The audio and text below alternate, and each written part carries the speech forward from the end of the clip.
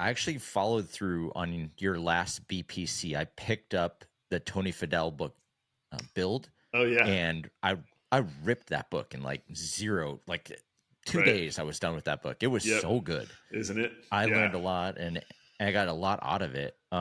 What I needed another book though. What else you got? I could definitely dig into the archive and go there, but I mean, within the last year, in terms of business books, there's hasn't been anything even close to that in my eyes, just because of how he approaches it, how he makes it incredibly digestible and gives great examples. Mhm. And it's just so pragmatic for starting any business. Like, I Yeah. think that's its sweet sauce, and that's the idea of behind Build was like, how do you create something great? Um, and you know what? I After I finished reading it, 4 months later, I flew to Paris and I met Tony, and he's the genuine article. He is That's his book reads exactly like he talks. That's cool. I Yeah, dig it's that. Yeah, it awesome. was a really kind of no nonsense, like, well, this is Hmm. what happened, and here are the things that went down, and this is what I learned from it. And I didn't make all the best decisions. I feel like a lot of books, especially from founders, they'll just get into this, like, that success theater thing drives me crazy. Yes. Yep. And Same. it's nice to see just like this didn't actually work. I Work. thought Yeah. this, and you almost learn more from the failure than you do from the success on some of that stuff. Yep. Absolutely. Well, No. are there any books that you kind of recommend the most, or any books that you go in, that you go back and reread on a regular basis? Is there anything like that that's in your list? One that I haven't reread in quite some time, but again, it's more just truly incredible. I probably read more biographies than I do business books, to be honest. Hmm. I love hearing like an individual's journey through their process and learning from, particularly when it's less performative and less like success theater, and just like, here's what Yeah. happened and here's the timeline. I'd say the first one that ever really hooked me, that was, I would say, is a business bio as much as it is a personal bio, was the the rise and rise of David Geffen. Hmm. It is a remarkable book to see his whole journey.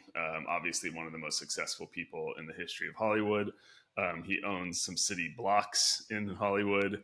In addition to all of his music and movie accolades, in addition to that, he has like one of the largest privately held collections of Picassos in the world. He was like told very early on that like art and real estate is where you want to be, and kind of like how he built everything, and also just how he got his start, which was beyond incredible. He didn't go to college. But he knew that he wanted to be an agent for William Morris. He wanted to get into the talent side of entertainment. And so he went and applied, and they were like, "Oh no, yeah, you have to have a college degree to even get a job in the mailroom here." And so he took that information, went back, and waited some time, reapplied, and said, "Yeah, I graduated from UCLA, magna cum laude." And they were like, "Oh, okay. Well, yeah, there's a mailroom job open." He said, "Great," and he had the foresight to say, "Okay, if I have a mailroom key and I'm there, I'm first person, so I'm going to intercept the mail because I know that they're going to reach out to UCLA for verification, and when it comes back, I need to intercept that letter." And so he did, and he took it. And I mean, you got to think about the timing on this. I think that when this happened, it was late 60s, somewhere around there. So he went to a printer in New York and had them copy the logo and the masthead, and then had a new letter. So he steamed open the letter, first of all, had them write this: "Oh my God, David Geffen's the best student we've ever had. I can't recommend him enough." And then he resealed it and dropped it in the mail. And that's literally how he got his start. Wow. Yeah. There's a Method Man quote in a Wu-Tang song where he says, "Behind every fortune, there's a crime." And there you Yeah, go. there you Tampering go. with the mail. Yeah, exactly. Yeah, but it's a great book. Yeah, The Rise and Rise of David Geffen. I probably haven't reread it in well over a dozen years now, but I did reread it 2 or 3 times. I'm down. I always start the year with this book called The War of Art by Stephen Pressfield. It's a pretty Mm, quick read. You can read it okay. in like an hour or two. Yeah. And it's sort of like each page is kind of like its own lesson. And it's just this kick in the pants to get the year started right.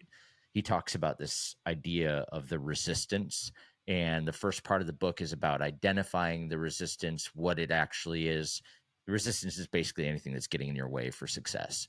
Okay. And then once you've identified what the resistance is, then you start talking about the ways to kind of overcome the resistance and then kind of moving past. So it's a book in three parts, I basically. love it. But once you kind of name it to tame it, then you're like, yeah, I am making excuses. And Yeah. I don't know, I find that like a really great way to start off any year is just Mm, get it going on the right foot, get that motivation, get that fired up, and recognize that there is resistance in your life and you are making excuses or you are right. letting things be conveniently in the way. And I don't know, I feel like I need that every January 1st. So That's a that's great my recommendation. perennial recommendation for basically everybody. So Yeah, no, love that. anyway, That's better than a new diet or a different gym membership. So I'll take yeah. it. Although, like identifying the resistance works well beyond business. So it could be, Yeah, diet, gym, right. whatever too, but Yeah, it's sort of a overarching structure for kicking people in the pants. So that I sounds don't know. great. We got a little down the book rabbit hole, but I'm such a voracious reader that I'm always looking for that next recommendation. So Yeah, I I got need it to now. revisit my tower because it has grown far too large next to my bed, and I've got some catch up to do. That's for sure.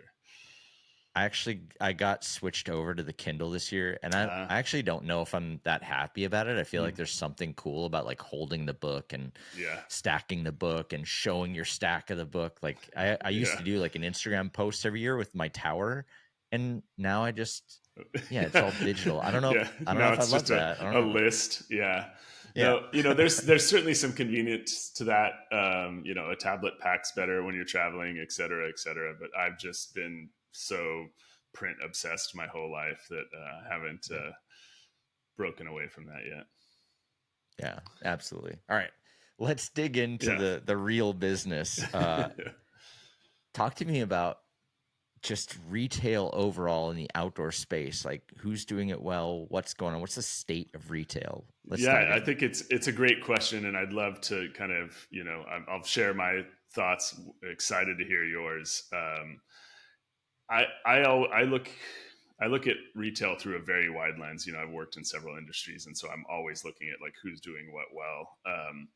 And I definitely see that sport is an area in general where there's been a fair amount of complacency and kind of redundancy of tweak things slightly.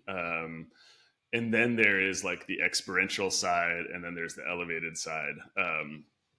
And part of this is going to tie back to my BPC when we get there. Very fresh topic, on my mind for sure. Um, but as we see, particularly in outdoor, it's getting a little bit more crowded. There's been some consolidation in the last 5 years. There's big players like Dick's that came in with public lands, which is competing at scale, certainly with the REIs of the world. And then you have regional chains like we do here in the Bay with Sports Basement. And I always love to look at retail through different lenses and kind of study it.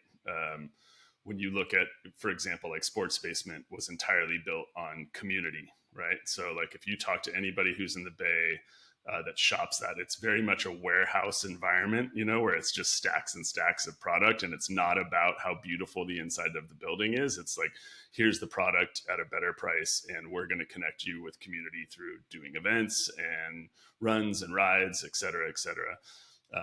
REI totally built on membership, right? And then what that membership, brings to you and your family. But I've been curious, I would love, without, sharing further thought, like, as you've traveled, is there any retail that like sticks out to you of like, oh my gosh, this made like a really strong impression in the last several years?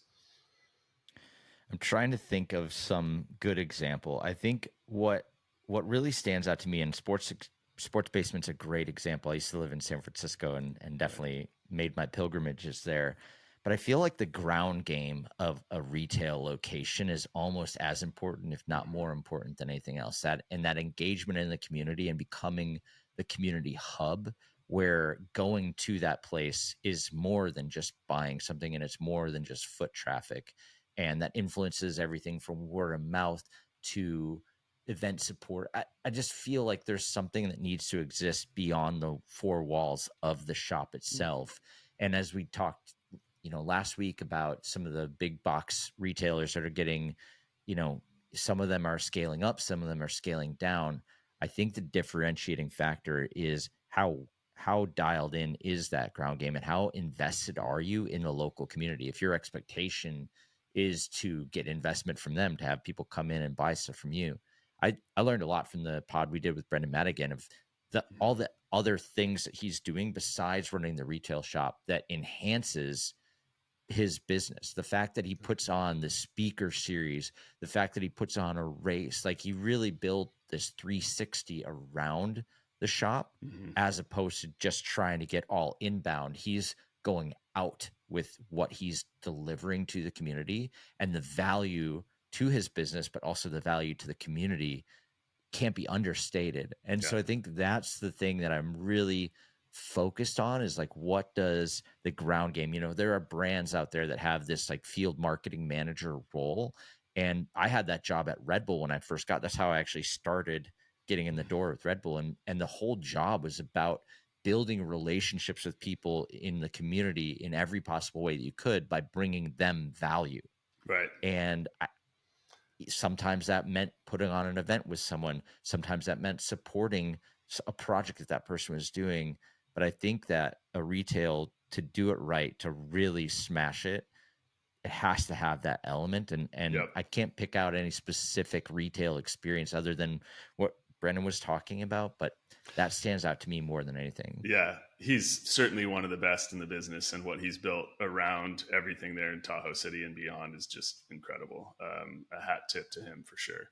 And I totally agree. I think even a lesson learned in my own career when I ran marketing for Chrome Industries, which at the time at the start was a messenger bag company, and then we grew it to add apparel and footwear. There was only one store when I started with them, and it was really just for us to kind of play with merchandising and how things would look potentially, and that was right below our headquarters in San Francisco. But over the years that I spent with them, we opened up 9 more stores in the US and a few in Japan. And what we recognized that we needed to do is exactly that. Like, how do we firmly plant this as a community hub that may or may not have anything to do with our business? And that was even you could argue like, okay, you're getting a little off the track, but we found it was an incredible resource to get to know the community and have the community know us. And so there was a few pillars in how we did that. We opened it up to any community active leader that wanted to use the space after hours for 2 hours once a month. So literally all you had to do is come to us and say, hey, we're going to bring people in. We'd like to use your space. We're going to use it for arts and craft. We're going to use it for local politics, whatever it was. And so, the store manager had to manage that. We brought in live manufacturing. So if you wanted a bag repair, that was always there. We actually brought in these old World War II era machines that actually made shoes so that people could see and be involved in the process. And then really once we started getting into like photo bags, we started doing photo walks at every store. So they literally did become community hubs. And then through like our full omni-channel, like when you go to the website, you could see what the weather was in each location. You could see what the top selling products in each category were. You could see what the local activities were. So literally like it became this travel resource. And then we printed a physical zine that was a travel guide to the area, not as told through us, but as told through the creative, community throughout each region. So like best shop to get a burrito, best bar, best live music, best running group, like whatever, like it was all in there. So those pieces, like I learned a lot from that experience, from going through that and seeing how that manifested in each community. And I think you're totally right. And this is when you get into like specialty run in particular, this is an area where there's always been like great strength because the run club is everything for your retail. Like bringing people to the store to meet communally, talk about product, go on a run, have an espresso afterwards, like that. Nobody's done that better in my eyes than specialty run and probably road cycling, that I've seen of any sports out there that do it and like create, strong community and religion around it. Kind of bringing the lens back, well, even using a good example there, but even bringing it into now in specialty run, it's been really interesting globally. There's a few shops in the US and quite a few more in Europe that are kind of, it's almost this like high-end streetwear inspiration behind retail that I've seen. And I've traveled quite a bit between the US and Europe, predominantly France and the UK in the last 18 months. And there's these shops that are like sparse product, very elevated, expensive, exclusive brands that you won't find hardly anywhere else. A good example, again, I'm going hyper local here, but Renegade in Oakland is one of those stores. But to their credit, they have a breadth of selection of product. And in addition to that, they're doing like biometrics and biofeedback and like community-based events, and working way harder than anybody else I've ever seen on inclusion around running. So to your point, community is everything. But I do think that where I've been most impressed by retail in my life is things that are founded in community and things that are experiential. And so like even on the experiential side, I don't know, have you been to REI in Denver? It's Not in Denver, no. massive. Okay. It's enormous. It's one of the largest retail environments and outdoor you'll ever go in, but literally like you can take a kayak and take it out to the river right outside the door of the store and like try it out. So like, that's an extreme example, but anytime that you can like feel like, yes, you're going indoors to explore the outdoors is a pretty unique experience. And I think that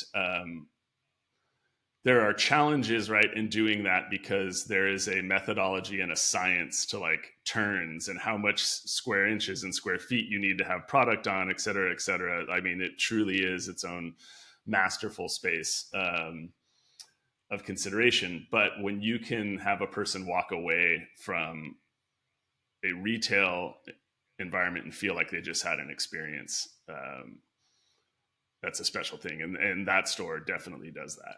No question.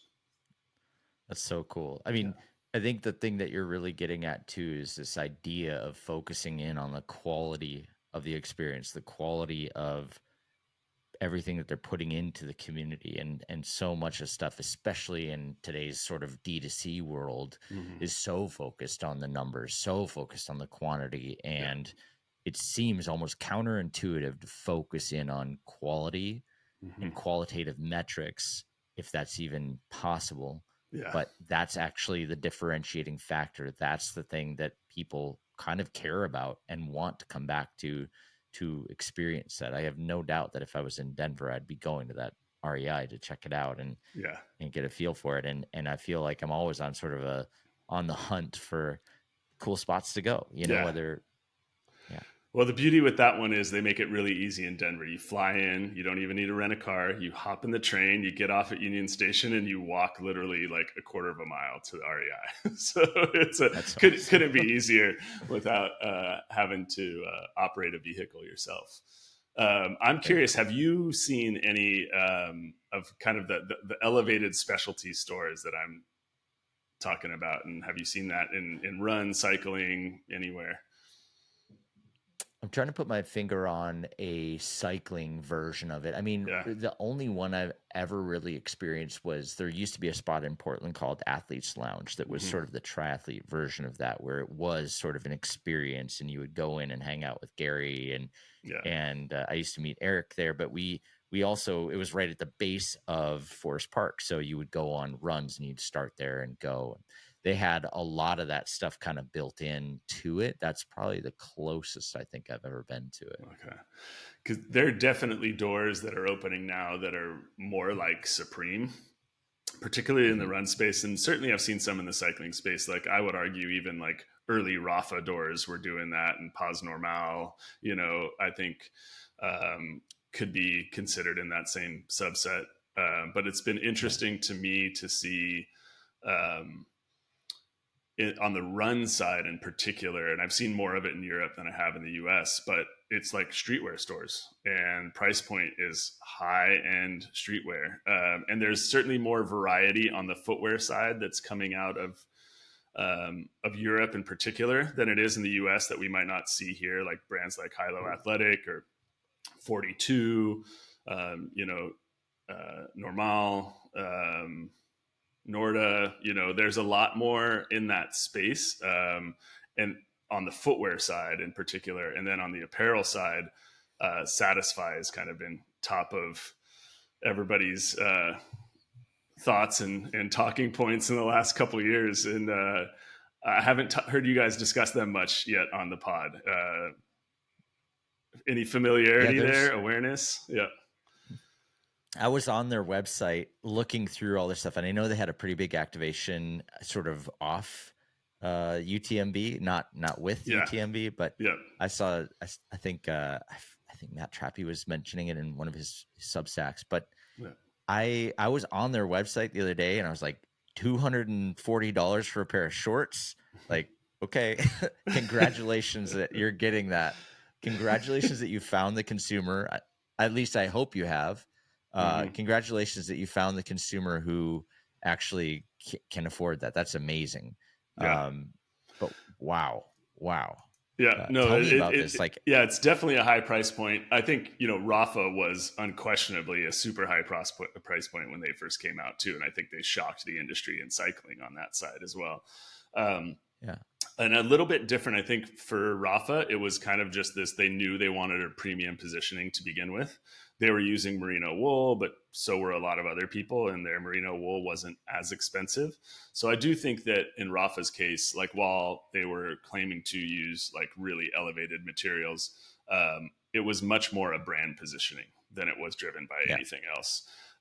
Satisfy, they really are spending on the material side of things. They use really sustainable materials.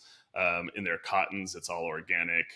They're using things that are like, mushroom based, et cetera, et cetera. So for that sustainability, the price point is going to go up. That's just a reality. Like it's harder to get, it's scarcer, it's more labor intensive. They're also making in Portugal. So that is something that's different as well on the apparel side, where it's more expensive to produce there. So I think that that's showing up in the price point. And to your point, that's not going to be attainable for everyone. And I think a lot of people would be shocked to say, wait, I'm going to put a pair of $300 shorts on that I'm going to, go shred up and sweat up. That's a lot to ask. But for people that, are interested in that side of, sustainable and technical apparel, it's going to be really interesting to watch them rise. I think they've been very methodic and very slow. And now they've even hired one of the best hires that I could think of in the industry, in Jean-Marc Jean, who I was lucky to work with at the North Face, and was previously at Salomon before that. And he's now come on as VP of footwear. So, which means, they've done some collaborative footwear, but they teased out in the announcement of his hire that if you're hiring somebody of his caliber, it's not just for collaborations. I'm excited to see some more coming. To speak to the strength of his character and his background, like literally every shoe you saw Courtney win with, Solomon years, that was designed under his watch. Now, all of the success the North Face has just had in the last couple of years, all of those designs under his watch. And you haven't even seen the best of that yet, I can promise you. And not to say that now that he's not there, that they're not going to be in good shape, because Brett Rivers is also one of the greatest. But to see Jean-Marc go from Salomon, arguably a founding brand and one of the biggest brands in trail running in the world, to build the North Faces program, to now go to Satisfy, the guy just keeps getting cooler as he gets older. I'm excited to see, what he does there and what they produce. But I think, as it relates to retail and to brands, they're one that is being very careful about how they position the type of retailers that they're sold through, because they want to make sure that that education piece behind the price is there. And that's critical. So you can't just plug and play a brand like that into any old specialty run. It's got to be somebody who's willing to like understand the education, back it, support it, and be able to educate your consumers. So they're an interesting one for sure. We'll see how it goes. Yeah, I feel like I get why it could be expensive. I understand that. I can't Yeah. imagine if their shorts are $240, how expensive their footwear is going to be. Um, I mean, I appreciate the fact that it's sustainable, but I also like how, we vote with our dollars, but also if it's priced out of everyone's range, it just, I don't know. Yeah, It makes it interesting and elite, in a different way. So totally. I would, Yeah. And I I, think to that I'd point, you're love, right. It's not for everyone, but we'll see who it is for and how it builds. yeah. Yeah. Yeah. I mean, I get why there's sort of this idea of having the top end stuff, and it needs to exist, right? Like there has to be Hmm. something for everybody at all levels. But I was thinking a lot more about this specialty retail, and I went to this place in Bentonville called Meteor, which is like a cafe, bike cafe on one half and then bike shop on the other. But it has sort of that streetwear vibe where there's not a lot of stuff hanging on the walls, and maybe it Hmm. was just the vibe that day, or maybe it's because I'm a mountain biker and they're mostly gravel and road, but like Yeah. I didn't feel welcomed into the community when I was there. I Hmm. felt like, what are you doing here? Like I don't Yeah. know. I think there No, has to that's be a a fine terrible feeling. balance, Yep. No, I right? totally agree. And honestly, I think that that's even early days. Thankfully, like even Rafa in San Francisco, they hired all the right people, to work in that Mm. store and people in the community that were engaging. Um, but that intimidation factor feeling around specialty retail across, running, bike, everything has always been very real. And I don't like it. Like the ones that now make you feel like you're more, if you're curious, you're welcome and come on in and see what we're doing and find ways to even up the notch on community. Like, have you ridden Annandale outside of Santa Rosa Not by any yet. chance? Okay. Yeah. You got to add that one to the list. A lot of fun, flowy stuff. But Trail House is right next to that. And it's a retail store, mechanic shop, pub, and it's all in one. So literally you can come in and shop the retail floor. Mechanic stands are all wide open. Everybody's looking at that, and literally the beer taps are 5 feet from the mechanic stands. And then there's some light food, but like they host all of the events of the area. Like everyone post ride is there. Like that is the kind of like community engagement. Obviously it's connected to some regionally great riding. So again, back on that experience and that community aspect. When you can do that, you can sustain your business in my eyes for a very long time because you've extended yourself beyond just the I need a tube. It's like, no, this is Yeah. culture. This is all of us. And it's interesting to see. I don't think I would have ever pegged run as an area that was going to get this like elevated specialty premium streetwear inspired retail environment. I think we have kind of the whole Gorp Core to thank, for a lot of that, because people were seeking out brands and products and that weren't even running on the road or the trail, that just wanted the $300 shoe that they saw a celebrity wear in a clip out. And so it's going to be interesting. I think that that's compelling for people that want their brands to be in those spaces. But you have to think about not where the trend is right now, but where is that going to evolve in 5 to 10 years from now? Yeah. Yeah. Be interesting to watch this one. I know a lot of people are really excited about Satisfy, and their stuff looks amazing. Yeah. It's difficult, right? In the retail environment, how do you tell that entire story about the sustainability and about the thought Mm-hmm. that goes into it? Because, like, what is the real retail experience? It's me picking up the shorts and being like 240, I'm out. Yeah. Like Yeah. it's an Yep. instantaneous reaction. It's not like, well, time out for fun. Here's all the information you need to know about this product and why is cost this much and how how cool this is and like what does this actually mean, and more and more and more. You don't get that story right there at the point of purchase Yeah. too often.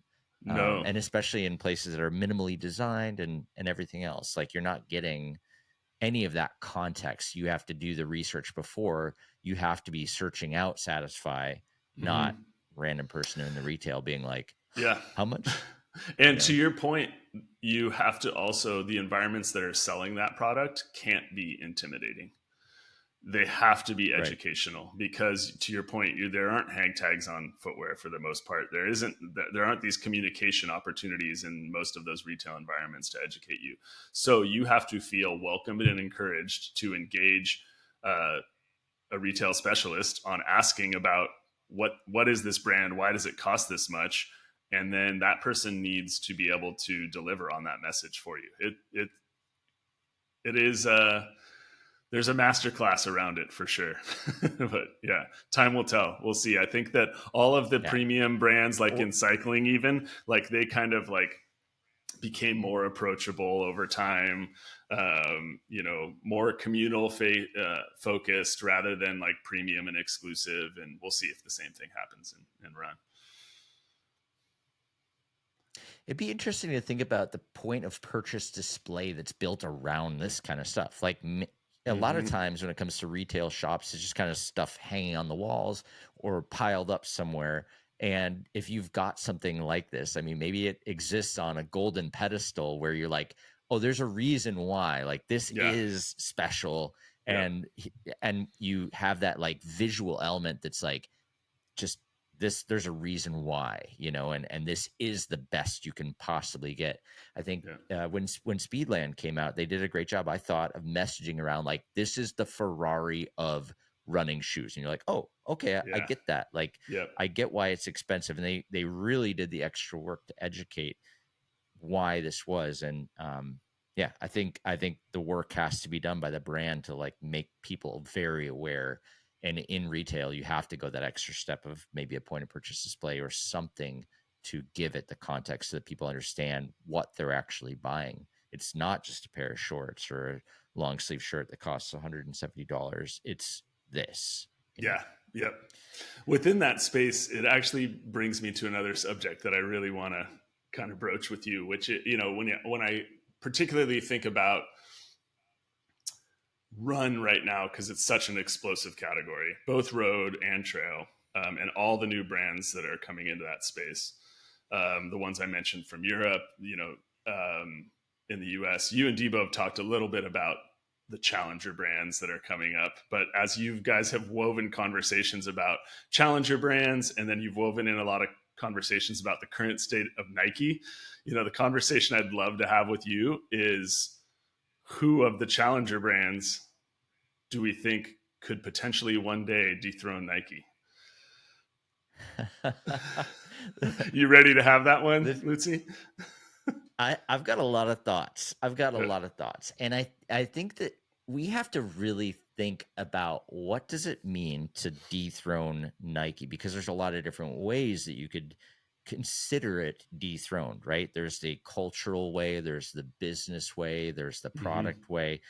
There's not a clear cut and paste, this is how you dethrone Nike. And there's a few different examples of exactly that. For example, um, what does it mean to be number one? Do you know who was number one on the Forbes number one top 10 entertainers of 2023 last year? No idea. Just actually, okay, more appropriately, where do you think Taylor Swift was on that Yeah, I list? was going to say that globally last year, yeah, she should be top five for sure. Nope. She was number 9 on the list. So, What? like, what we think of as the biggest artist, and in this case, Nike, the biggest brand, Yeah, whatever. Actually, she barely made the top 10. Isn't that crazy? that is Just crazy. for fun, and to close the loop on this point, number 1 was actually Genesis, Phil Collins What? band. Genesis, number 1. Yeah, they pulled down 230 million dollars last year. And then after that was Sting, Tyler Perry, and then it goes into like entertainment in total. So then the guys from Got it. South Park, Matt Groening, Brad Pitt, Rolling Stones, James Cameron, Taylor Swift, and then Bad Bunny after that. Just in case you were wondering, that's the list. That's wild. That's To insane. make So the I guess top, in my head, I was probably thinking popularity, not necessarily revenue. As soon as you said yeah. Genesis, I was like, there's no way this is popularity, but yeah, revenue. Okay. Yeah. Okay, part of the reason is because they sold off a big chunk of their catalog, Yeah. except Right. for the stuff that Peter Gabriel is involved with. But this is a way different rabbit hole. I Yeah. guess the point that I'm trying to make is dethroning Nike. Like we look at them as sort of this number one brand in a lot of different ways. But I think, yeah, in the business side of things, yes. But you don't have to be as famous as Nike to potentially dethrone them. Yeah. I think also that there's all these challenger brands that are out there, but there's also these adjacent brands that could come in or step over into this space and make a pretty big dent. And we see these challenger brands on the rise, like On Running. We see Hoka, and there are also other brands that could potentially come over and develop something who already have a lot of the scale and cultural impact that they need to have Hmm. to make a really big dent in Nike's business or their standing as a brand. So it would be, I think, easy to pick On or Hoka because it's the most obvious. But I think there's also some questions of across the board, could they do what Nike does? For example, do they have the cultural and style aspect in place? I would argue not yet. Hoka has like their specific thing that they've done really well, but are people putting on Hokas to walk a red carpet? I haven't seen it yet. Are celebrities showing up in public wearing Hokas? Not yet. Same thing with On Running. Sure, they've got a couple things. They started working with FKA Twigs. They did the Zendaya thing. But is it culturally relevant? And are they doing things that are stylish to the point where people would wear them in the same situations that they would wear Nike? Mm. So that's one pillar, right? Where Yep. what would have to be true for Nike to be dethroned in this way that needs to exist. The other side of like actual scale, like Hmm. where Nike is from a retail standpoint, where they are from a reach standpoint, to even be able to physically create that many pairs of shoes is Hmm. still a pretty big stretch for those two brands, right? Yeah. So if I'm looking at a brand that could come in and make the biggest dent in Nike, I would probably go with Lululemon because they already have scale. They already have a pretty big retail thing, Mm. and where they could go, and where we saw earlier this year with the release of some of the trail shoes that they put out, or their running shoe launch in total. If they were to continue expanding, and if they took the playbook of how they got started within yoga and some of the fitness elements and started expanding that out into more fashion, mainstream elements, Hmm. running obviously is their next thing. I think that's probably the most realistic brand to dethrone Nike if there was one. Thoughts? Love it. Yeah, no, I definitely have some thoughts. And I don't pose the question, first of all, because I have a target for Nike. I just know they're the largest, sportswear brand in the world. And so they're an easy target to say, hey, people have been chipping away for many, many years.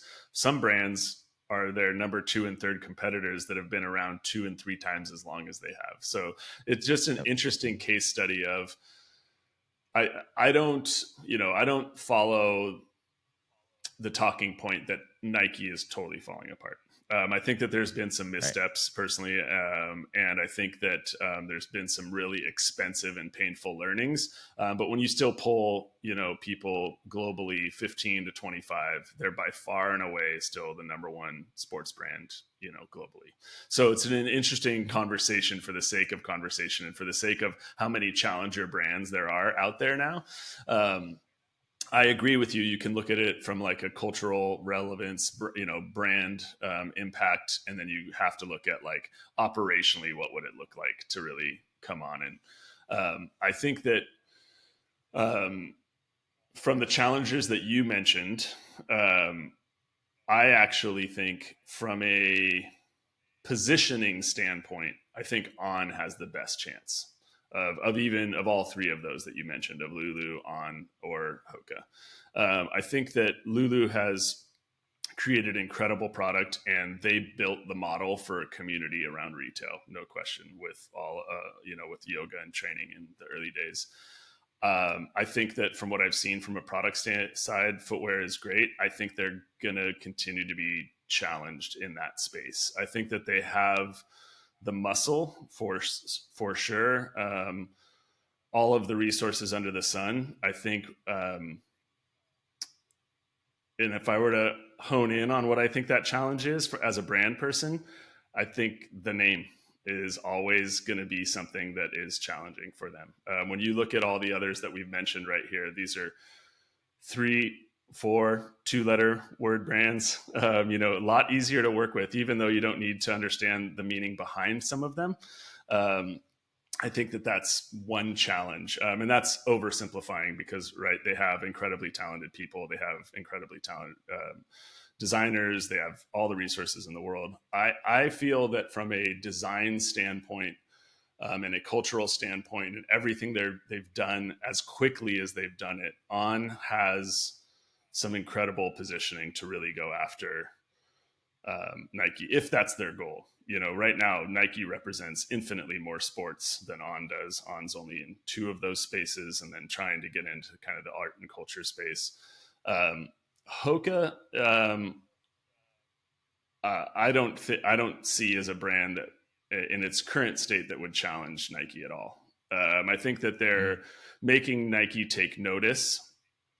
Certainly, and if Nike's so big, if they lose like 1% market share, they're gonna get up in arms and be like, okay, we got to get back into trail more aggressively. We got to really, invigorate our community again on the roadside, all of that. And I'm just speaking to the outdoor relevant sports, right? But I think that, first of all, from a business case, comping for Hoka is going to be insane.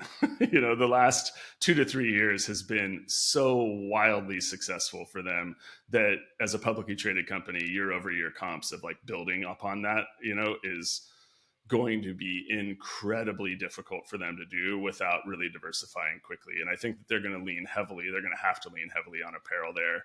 I don't know how much consumers outside of run and particularly road and trail, are looking to them for apparel. So they're going to have to really make consumers want it and come up with something really compelling. Whereas I think, and I know that apparel is a huge objective for On's growth as well. But from what I've seen from them, they could play in performance and lifestyle and culture and all those places that Nike plays in. So I think that they, in my eyes, have probably they've already diversified so much and grown so wildly. Like even we're talking print publications. They make their own magazine, and it's thick, like they're doing all kinds of things that I think are just really making their brand super compelling to people. That said, both Hoka and On's rapid success have not come through specialty run. They've, that's been a piece of it, but it's come from being in Nordstrom and being the airport shoe and like all of those things, which that's great to build that foundation and to bring your companies some really accelerated revenue. But it really makes things challenging on how you comp that and then how you grow from that. And I'm oversimplifying for the sake of time and conversation, but I haven't seen the numbers, but I would argue that probably Nordstrom alone has sold more Hokas than like half of the specialty run stores in the United States, right? And they're not selling them to runners. They're selling them to people that want comfort. Similarly, and I say the airport shoe for On, but it's like On took over from where Allbirds was also, right? Like Allbirds was like every person that was working in a financial center that was wearing jeans and a vest had a pair of Allbirds for about 5 years. And then when they weren't wearing Allbirds anymore, they were wearing Ons. And that's great as like this fashion statement of, this is my comfort as I walk around the financial district. But that is not who is going to be your repeat customer 5 years from now. They'll move on to whatever the next thing is. And you really need to, if you're a performance and athletic driven brand, that needs to be where you continue to find compounded growth from until you become that cultural icon like a Nike. So I think in the space right now, That's kind of how I would see from the brands that you guys have mentioned. But from the challenger side, there's so many more that are coming in, even, from Europe. So it's going to be really interesting. And I think some people have seen just that accelerated growth predominantly that On and Hoka have seen. And so they're trying to emulate that. Meanwhile, quietly in the background, like ASICS is having a moment, for sure.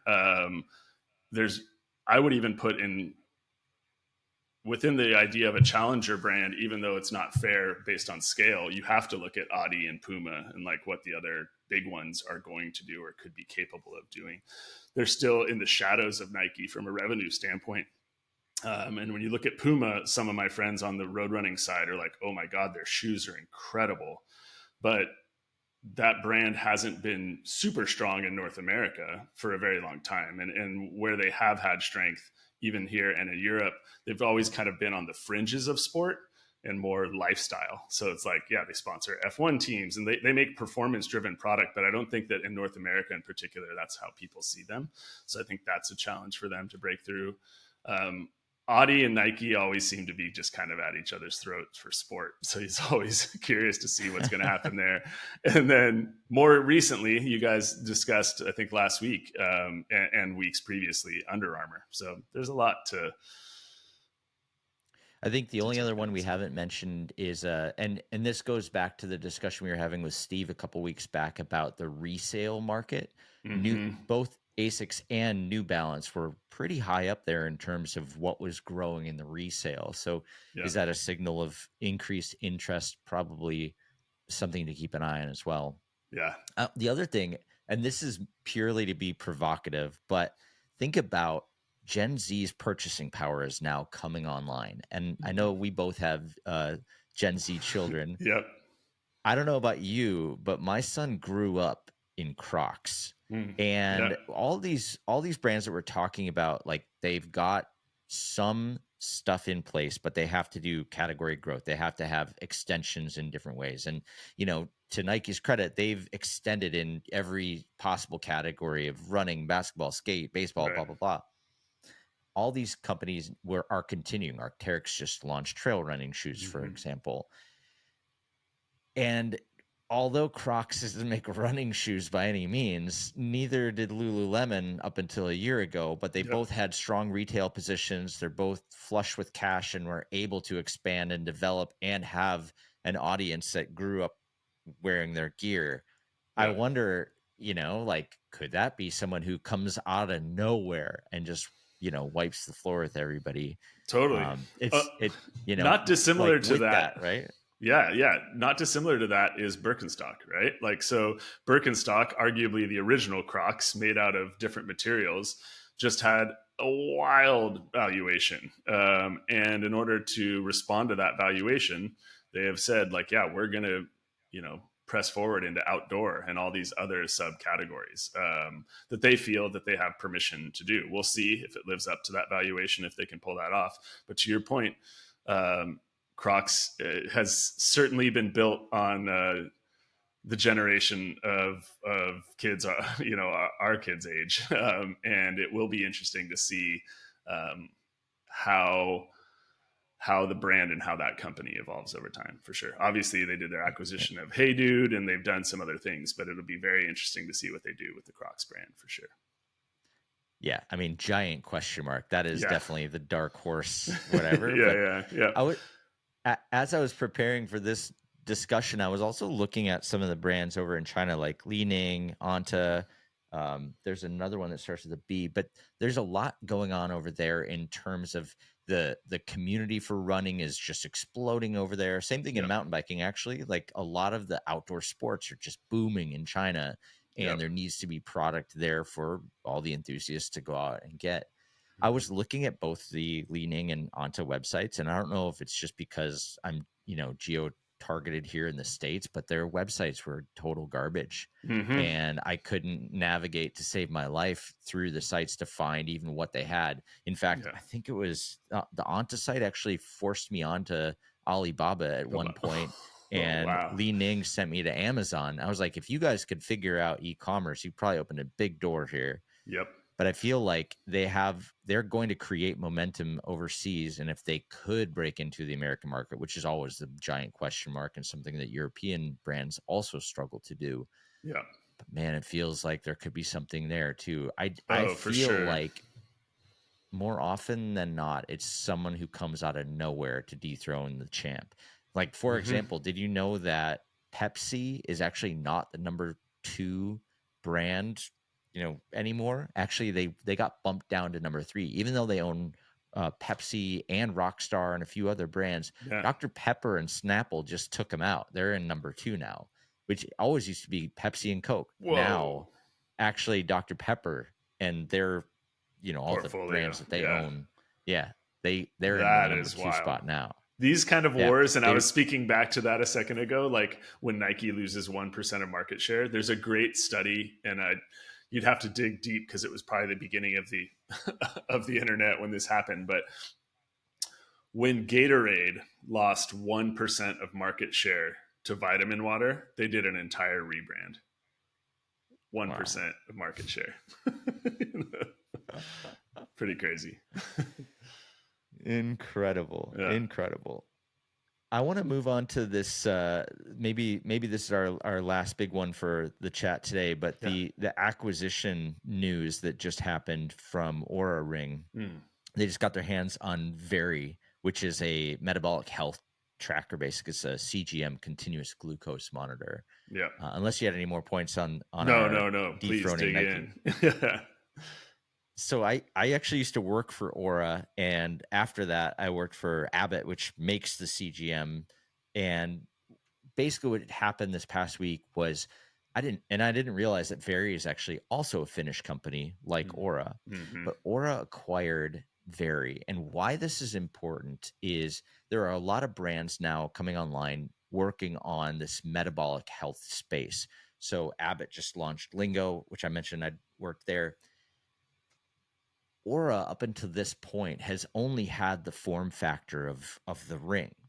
And now with the acquisition of Very, they're expanding their hardware offering Mm-hmm. beyond the ring into the CGM.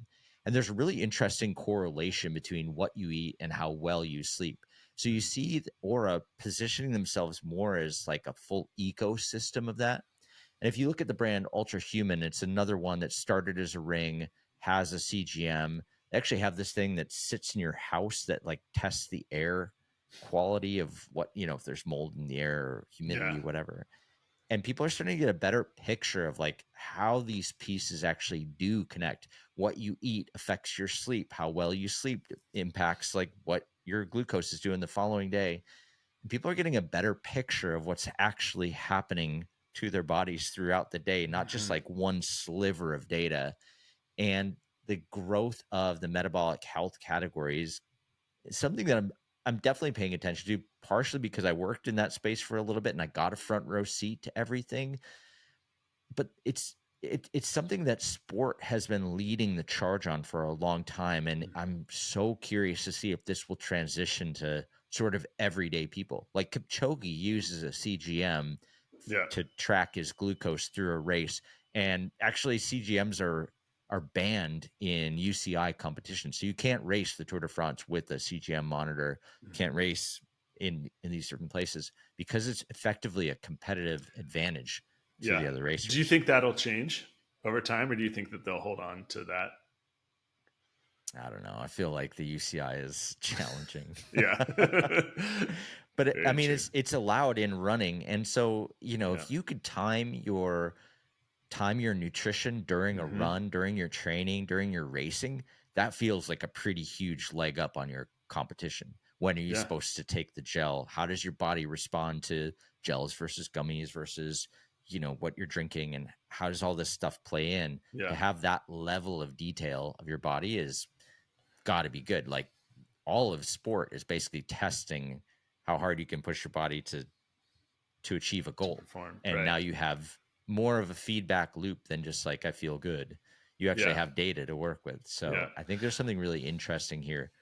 I think there's something, as it relates to competition, UCI, et cetera. I think that if as they look at it, if there is a way that it makes competition more interesting, they'll find a way for it to be permissible, and then it'll just be something that every single athlete uses. Why wouldn't you, right? Yeah. Yeah, it's interesting. In terms of the acquisition itself, what are your thoughts on what that does for Aura Ring, what it does translate to like an everyday user, not necessarily an Uber athlete, but like somebody that's just trying to function throughout their day? I think that's the big question with the entire category of Mm-hmm. metabolic health. Are people actually going to do this? So Lingo launched this past week. It's $49 for a single sensor, 2 weeks, which honestly is like a good thing to get you started and figure out if this is sort of for you. And you can learn a lot in those first 2 weeks, and you could continue using it, but you can get a lot out of that first thing. Yeah. And I I think the downside to it is that you have to put this thing on your arm, and it has to Mm-hmm. stay there for 2 weeks, and you have to put like a little sticker over it to make sure it doesn't come out. Yeah. And there is like a little filament that actually goes into your interstitial Right. into your arm Yeah. itself. And so will the everyday person be willing to put up with that for 2 weeks? It doesn't hurt or anything, but it's Yeah. just like a thing that you have to live with. Yeah. And diabetics have lived with this for a really long time, and it is like a life-saving technology for many, many people. Will the average non-diabetic person invest in this? Do they care enough about their health? And with stuff like Ozempic being out there, like, is it just easier to take a pill than to put a filament in your arm and test it? I don't know.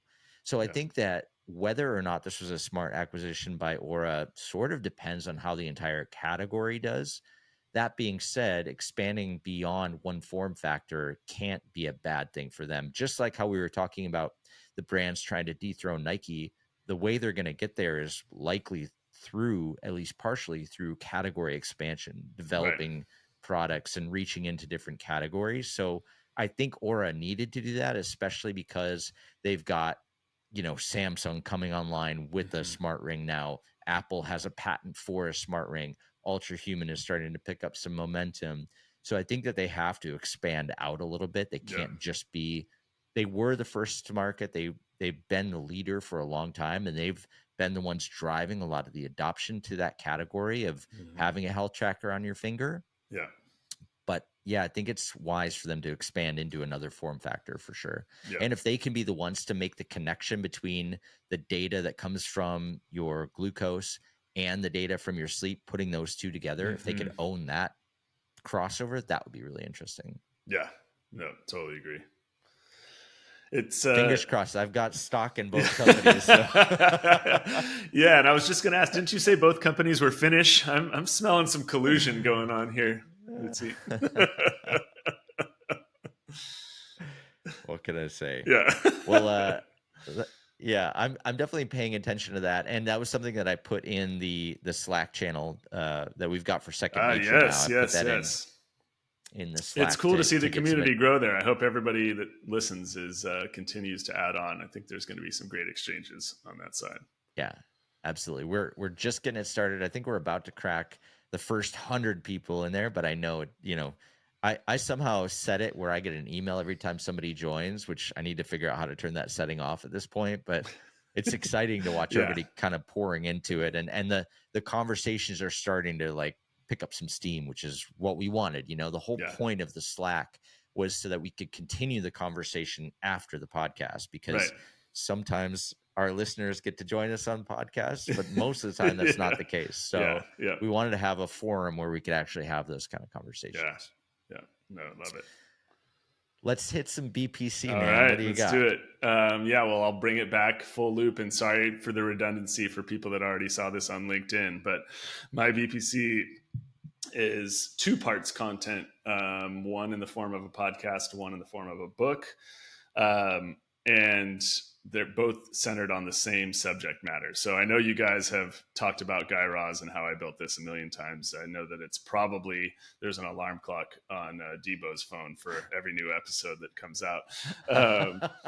But a very recent one with the founders, Patricia and Mel Ziegler of Banana Republic. Listening to that, how I built this,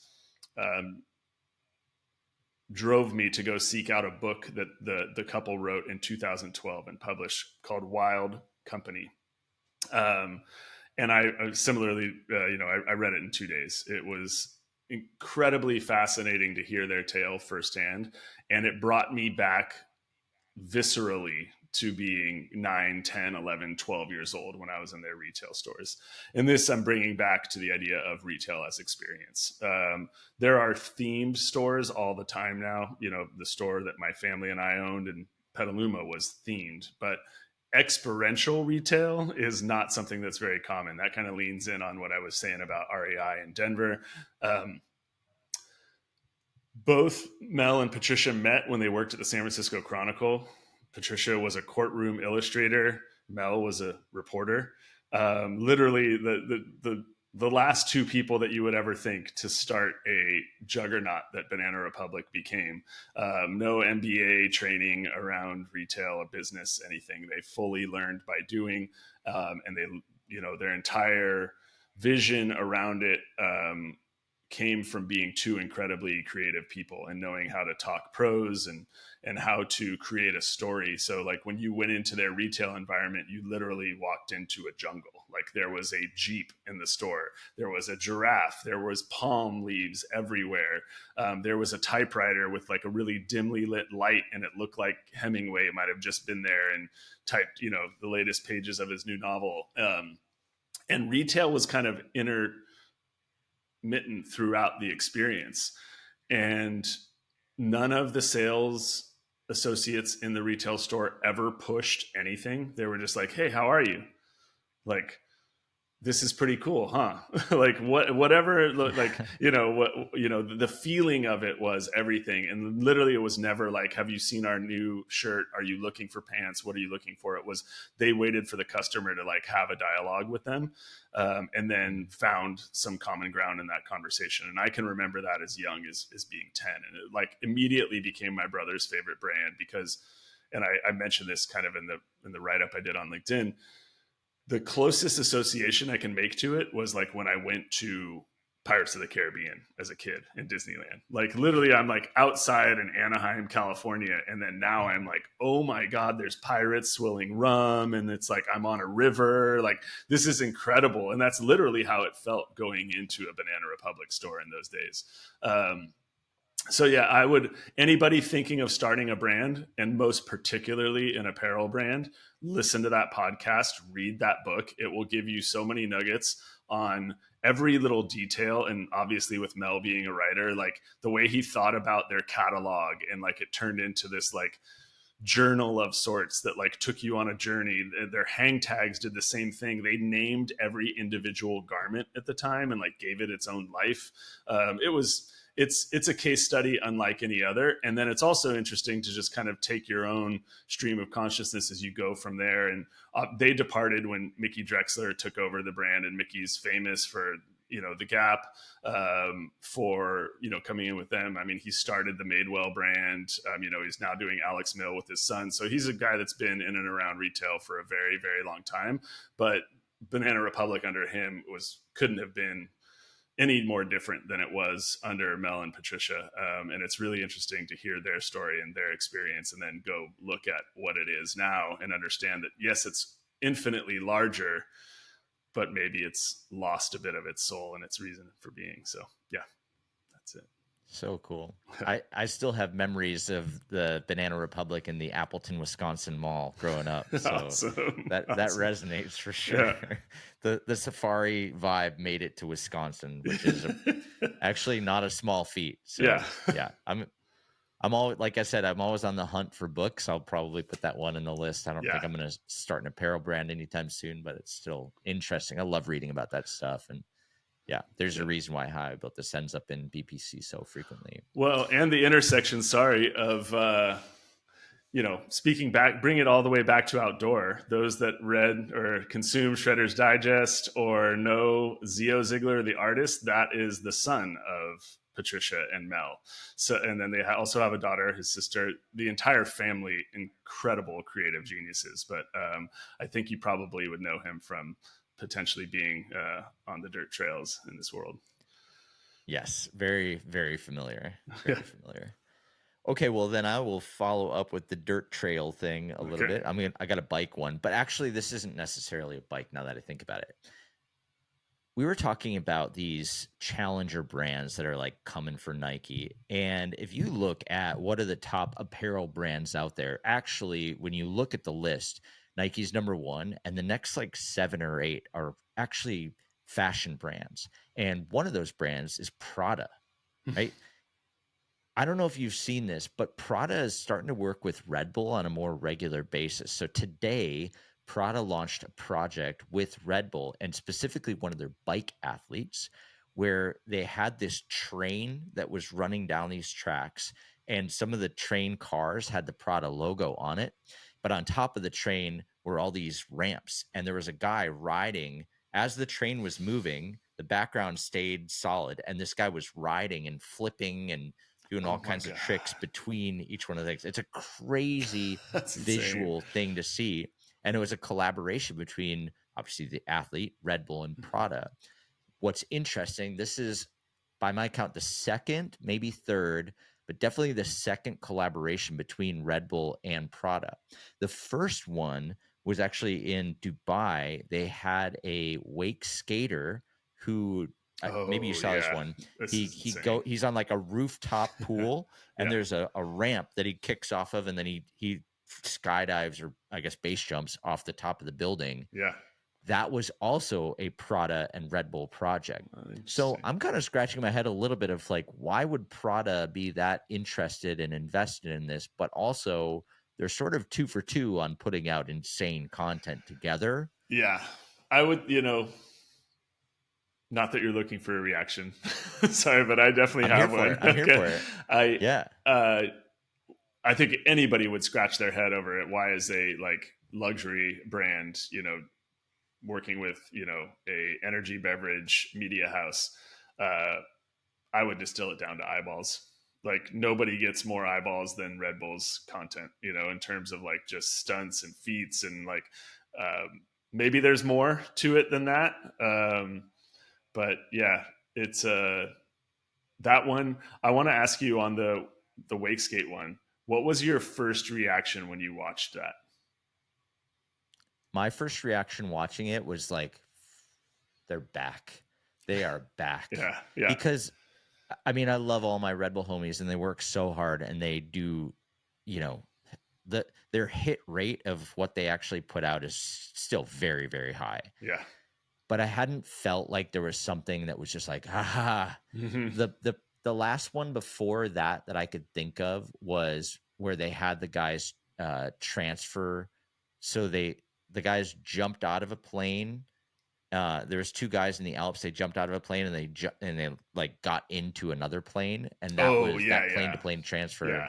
was probably like the next closer, or maybe they base jumped and then landed in a plane. It was sort of like a James Bond stunt. It fully was. Yep. No. I feel like I hadn't seen anything like that in a couple years, and when I saw that skydive wake surf thing, I was like, oh, okay, that felt like the Red Bull that I know and love. Yeah. And same thing with this one. Now, to be fair, this concept of having the train with the obstacles is actually the second time Red Bull has done this, because they actually did this probably 5 or 6 years ago with a parkour athlete, and they made it look like a video game level, where he was like Oh jumping yeah, over yeah, yeah. people and whatever. They I like think trains. I think Danny it was McCaskill's gone over a train too, but it was parked. yes, yeah, that one was parked. Yeah, Uh, but yeah, so it's a concept that's been done before, but it's still cool. I think it's yeah, awesome, and I'm yeah a little bit confused, not confused, but just interested why Prada's jumping in. But I think you're probably right. It can't be anything F1 related, because Red Bull has their own fashion brand called AlphaTauri, right. which sponsors a bunch of the F1 stuff. So it has to be pretty much just an exchange for eyeballs, which Yeah, it's working. yeah, But yeah, here we yeah. are. No, very cool. My first reaction when I saw that was, "Oh my god, that board is going to land and kill someone." And Yeah, then I had a friend. they had a There's a plan. parachute to it. Yeah, Yeah, yeah, yeah, yeah, yeah. they had a plan. Yeah. Yeah, the production level and the thought and effort that goes into every single project, I can tell you, is like it's so well thought out. It's Yeah. so planned, rehearsed. I mean, none of that stuff is as risky as it looks, Yeah, yeah, basically. right. But how heartbreaking on a most recent one on that slackline world record attempt. Did you see that Oh, from Red Bull? I haven't seen it. Seek it out, everyone. And I'm not going to say anything more. But my God, man! Spoiler alert, obviously for my reaction, but they should give it to him. Is all I'm going to say. Yeah, That's awesome. yeah, I mean, that's one thing that's really important is like showing not just the successes, but showing a failure yeah, every now and then too. yeah. Like if it's not a complete win, that's okay. There was actually a film called Chasing Niagara with Rafa Ortiz, like a kayaker, where he was Mm, trying to like kayak off of Niagara, and it's been out for like over a decade, so I feel like I can do the spoiler on this one. But yeah, basically, it doesn't end up working out. But they published the film, and there was mm, for sure like a discussion of should we publish a film that doesn't end in success, and they decided to go with it, and it was still a really compelling film. It's an amazing, amazing film. Even if mm, now you know how it ends, you should yeah, still go yeah. watch it Okay. because the process and the struggle and the emotions and everything that went into it was so compelling that it didn't need to even succeed in the end because you were so just like along for the ride. And it's almost worse if you know that it's going to work, Yeah, yeah, I want to have the tension, or I want to see what led up to that moment to get the result. I don't know, I feel yeah. like it's okay. You don't have to succeed every single time to make it work, I Totally think is the agree. key. Yeah, yeah. No, Yeah. for sure. As long as you can tell the story um, in a compelling way, that's pretty much all you need. Yeah. Sweet. I think we did it. Awesome. We've successfully. Well, this is a lot more fun riffing over these things than it is talking about myself. So thanks for having me back on. And happy to join you anytime. Yeah, man. Thanks for being here. And yeah, you're one of our quote unquote regulars now. Cool. So appreciate you making the time and being here and teeing up all the stuff for this. It was fun. Glad to do it. Love these conversations. Thanks, Lizzie.